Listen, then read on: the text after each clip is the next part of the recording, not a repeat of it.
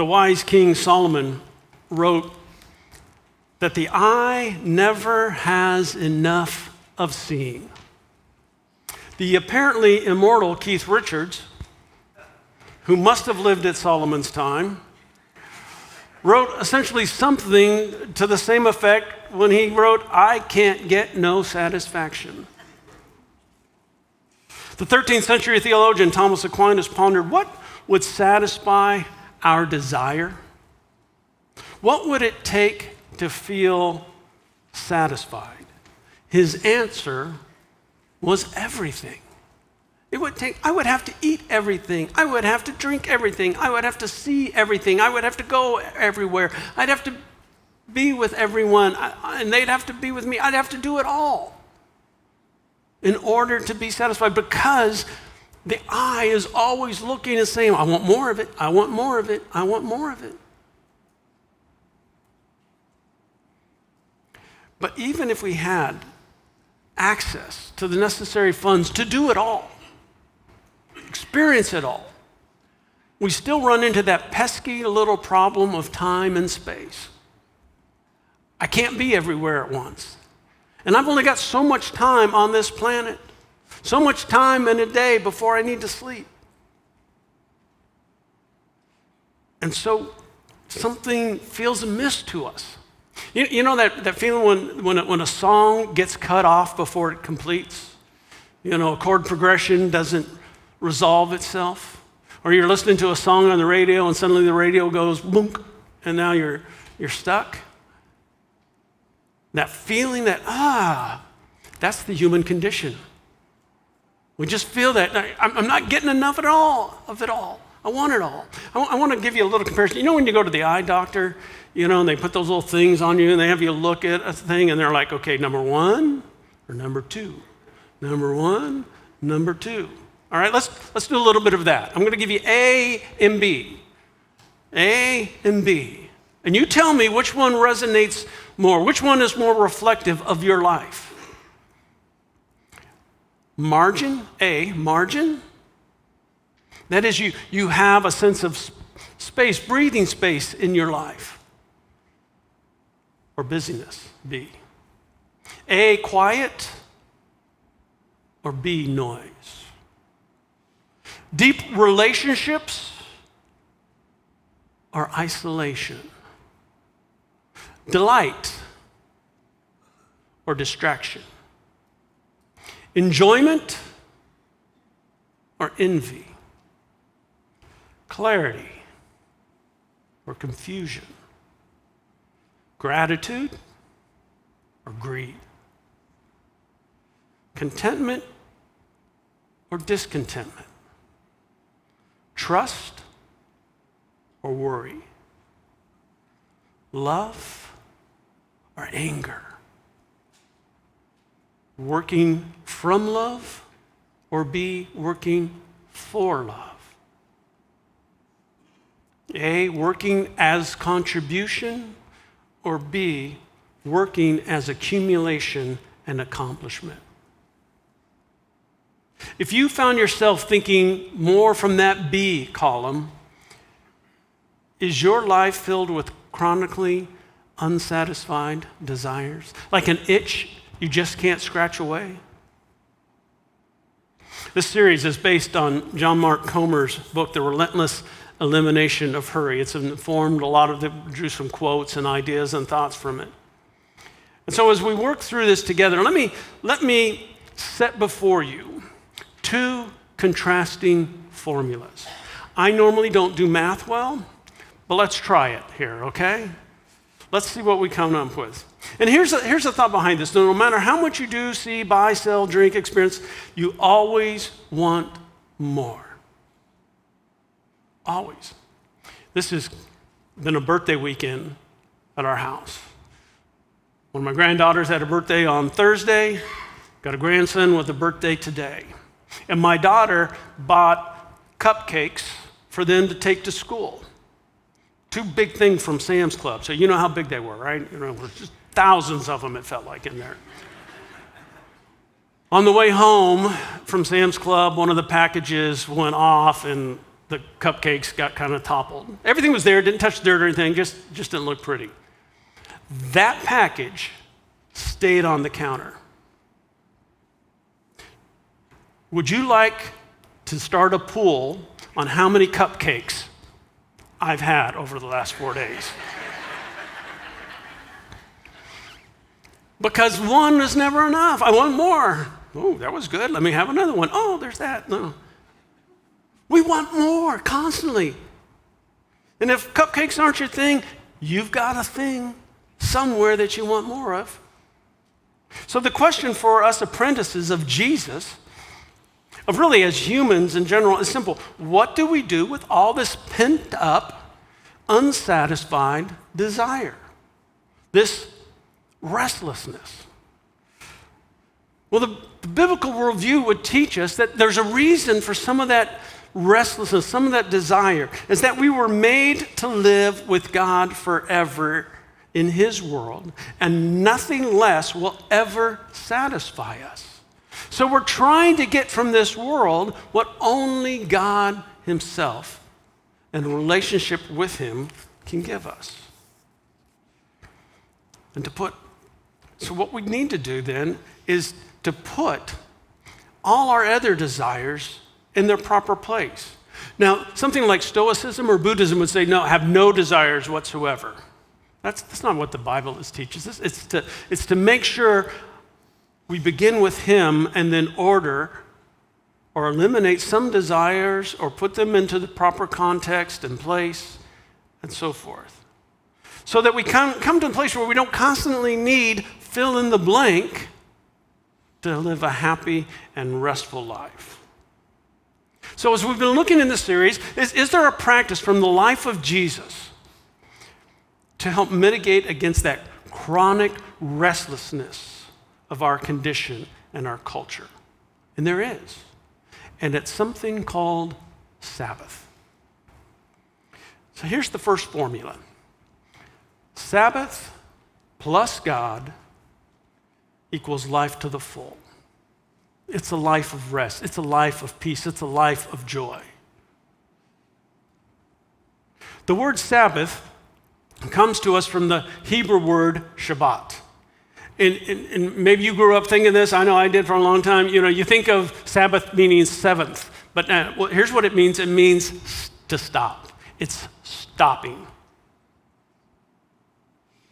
Just taking time to stop. Stop working, stop wanting, stop worrying, just stop. But Sabbath it's more than a day. It's a way of life. It's how we approach life altogether. So that it isn't just that one day or part of a day, but rather it brings the Father's presence into all of the other days. Walter Brueggemann said, people who keep Sabbath live all 7 days differently. Now, what did Jesus have to say about the Sabbath? Let me take you to a key passage. In Mark 2, we read, one Sabbath, Jesus was going through the grain fields. And as his disciples walked along, they began to pick some heads of grain. The Pharisees said to him, look, why are they doing what is unlawful on the Sabbath? And he answered, have you never read what David did when he and his companions were hungry and in need?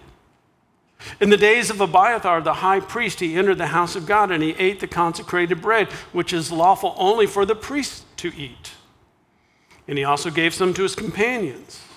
And then he said to them, the Sabbath was made for man, not man for the Sabbath. So the Son of Man is Lord even of the Sabbath.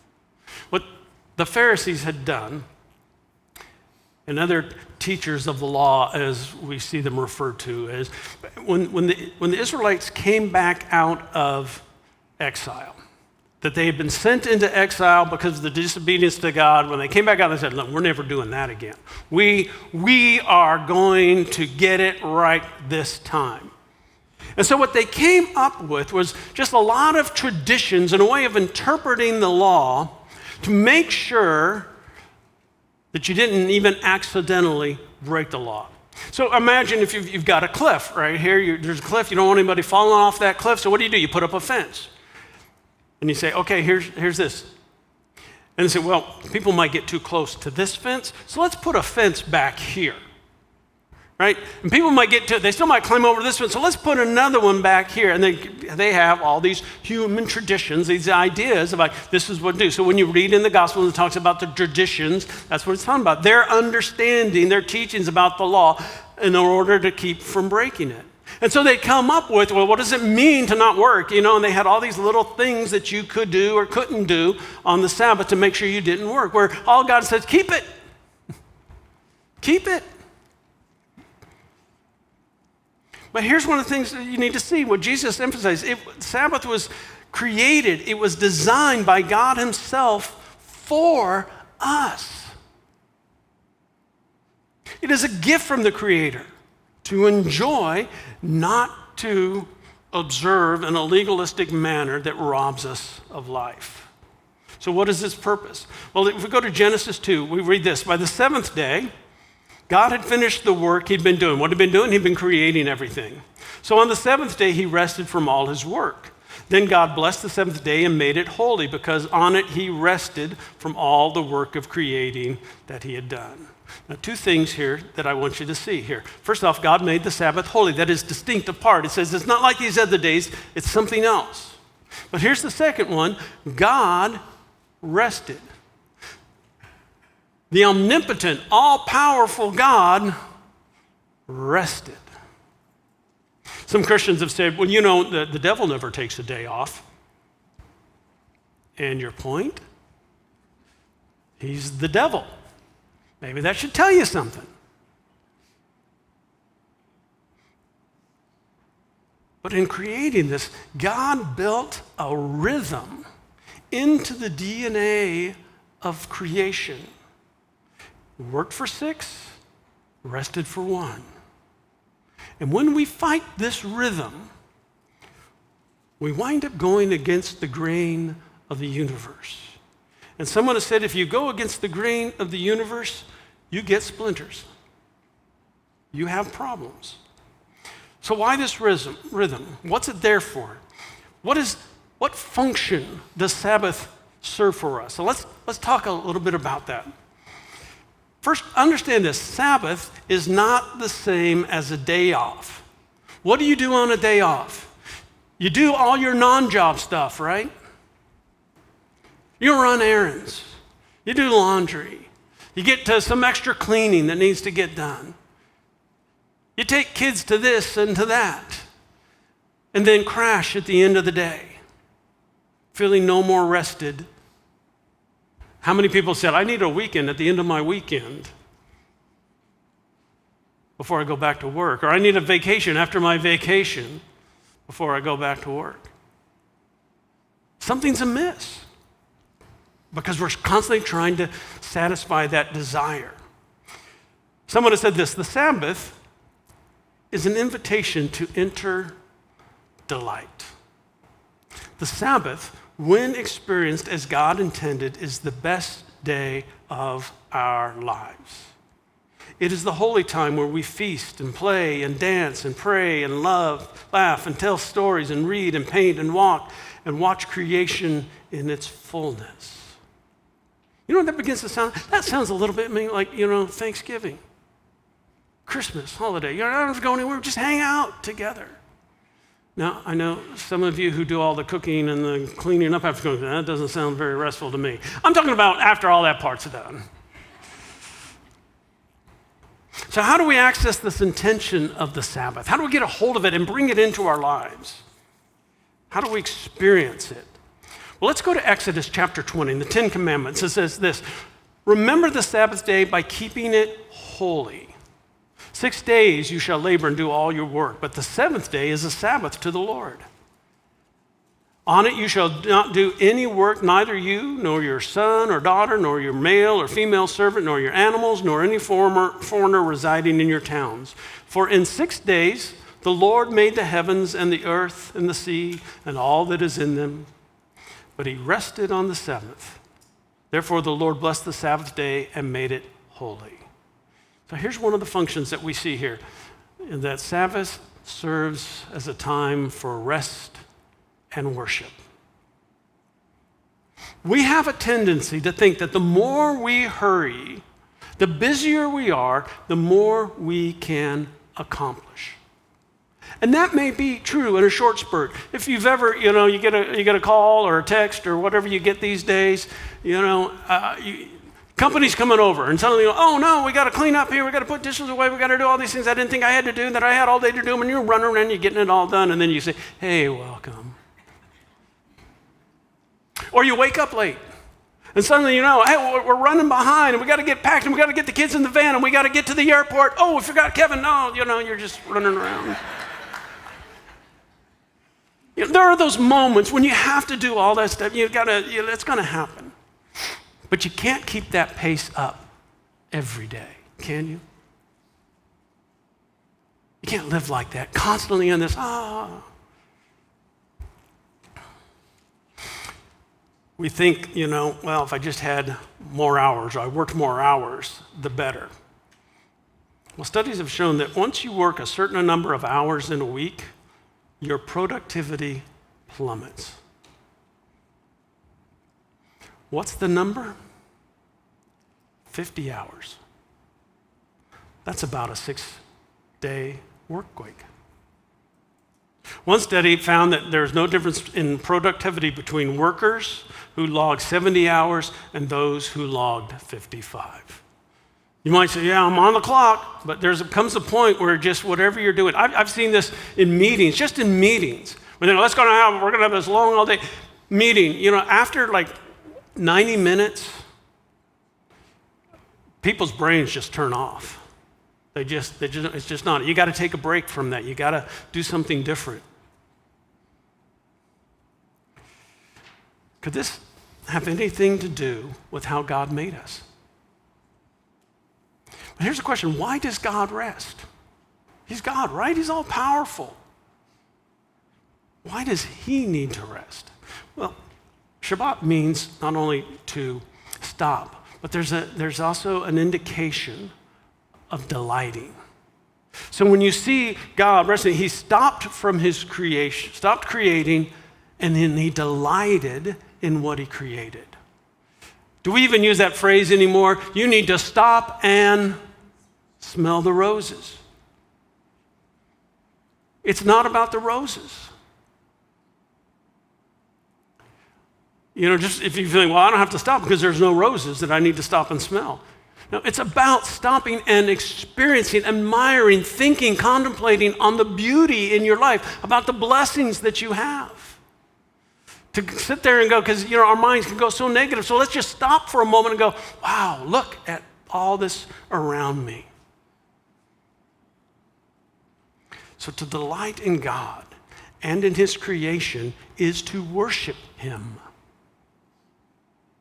to put the spotlight on him. Now, let's go to the book of Deuteronomy. At this point, and the Israelites have come out of Egypt. It's been 40 years. A whole generation has died off. They're getting ready to go into the promised land. And God, through Moses, is kind of recounting everything and reinforcing things and reminding them of stuff. And he goes back to the Exodus. He gives back to Sabbath. And he talks about observing the Sabbath. And he says a lot of the same things that we read in Exodus, just about everybody who's supposed to be resting. But if we go to verse 15, we see something happen. It says, remember that you were slaves in Egypt and that the Lord your God brought you out of there with a mighty hand and an outstretched arm. Therefore, the Lord your God has commanded you to observe the Sabbath day. Now, you catch that there's a difference there that you might not have caught. In Exodus, he says, you keep the Sabbath because God rested on the Sabbath, made it holy. Here he says, you keep the Sabbath because God delivered you out of Egypt. What is that about? Well, this is the first generation to grow up in freedom. Their ancestors were slaves. Egypt was built on the backs of slaves. All the things that they had and all the things that they were accomplished happened They just wanted more and more and more. And when they didn't have enough room, they built whole cities to store their stuff. They just needed more. And it all could happen because of the slave labor. And so here's what we see now. Sabbath functions as an act of resistance, resisting against the need for more and more and more. We are caught in a cycle of production and consumption, driven by an unquenchable desire for more food, drink, clothes, devices, apps, things, square footage, experiences, etc., etc. We want more. Sometimes we're the producers of those things. Sometimes we're the consumers. Some producers are fairly compensated. Many others are not. Here's an unfortunate truth. Those of us in developed countries like the USA and other places, we can afford so much of what we buy because it is made in places where the men, women, and children are exploited and kept in poverty. While we satisfy our desires for more, and shareholders reap the bounty. That may sound like a bunch of socialist gobbledygook to some of you. But folks, the Bible tells us consistently that becoming rich while making other people poor or keeping other people poor is a sin. It's there in the text. Read through it and see. And we need to confront this as followers of Jesus, starting with our own lives. Sabbath, then, is a way of saying enough. At some point, you've just got to draw a line in the sand and say, I'm good. I don't need another pair of shoes. I don't need another decorative item on my bookshelf. I don't need another toy in my garage. I don't need another day at the spa. I have enough. What I really need is to enjoy what I already have with God. So Sabbath, as a mindset, calls you to resist the demand for more material things so that you can drink deeply from the well of an ordinary life. A meal with friends, time with family, a walk in the forest, an afternoon tea. Above all, to slow down long enough to enjoy life with God, who offers everything that materialism promises but cannot deliver, and that is contentment. Someone has said that true restfulness is living an ordinary life with a sense of ease, of gratitude, of appreciation, of peace and prayer. We are restful when ordinary life is enough. Now, Sabbath functions in another way in our lives. Go to Deuteronomy 8:8. We read, "But remember the Lord your God, for it is he who gives you the ability to produce wealth and so confirms his covenant which he swore to your ancestors as it is today." Now, there's something very specific there for the Israelites, but there's a principle here for us. And the focus here is not on getting wealth, but recognizing God as the source of what we have.